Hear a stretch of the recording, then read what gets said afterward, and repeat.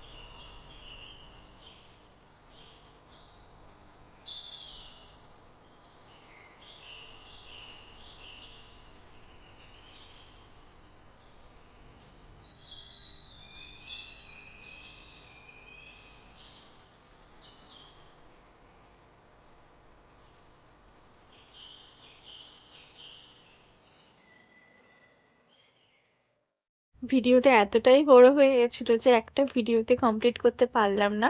এর পার্ট 2 আবার আসবে। তো দেখা হচ্ছে পরের ভিডিওতে। সবাই খুব ভালো থেকো। ভিডিওটা ভালো লাগলে আমাকে কমেন্টে জানিও। আর যে আমার চ্যানেলটাকে এখনো সাবস্ক্রাইব করোনি, আমার চ্যানেলটাকে সাবস্ক্রাইব করে দিও।